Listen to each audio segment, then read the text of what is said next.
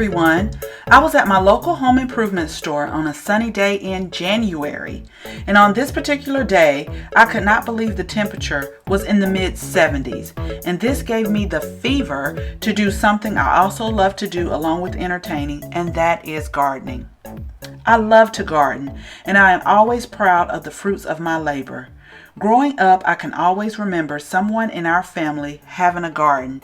And for me, just the taste and the freshness of the fruit or vegetable that was grown won my heart at a very young age.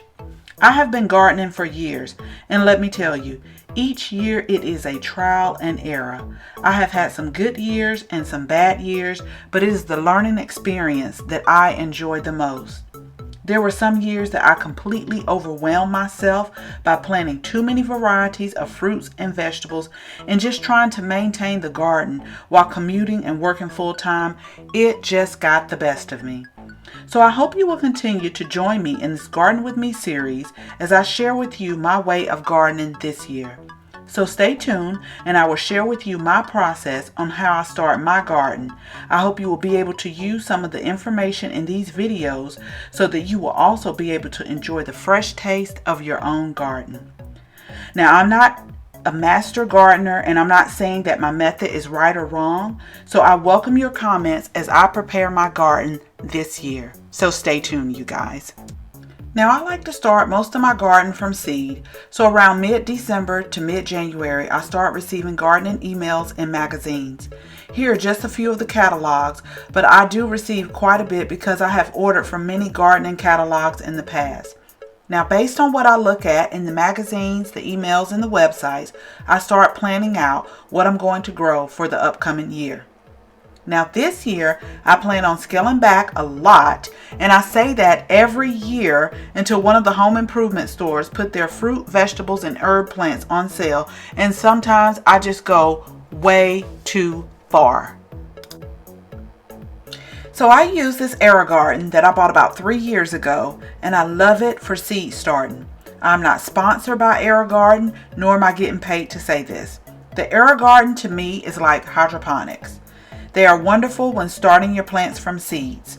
With the AeroGarden, in my opinion, when planting multiple varieties of fruits, vegetables, and herbs, don't let them stay in the AeroGarden too long or either stagger the rows of the seed starting kit to prevent the roots that are growing underneath from intertwining, because sometimes when you are getting ready to pull the plants to transport them outside, you can break the leaves on top from pulling way too hard.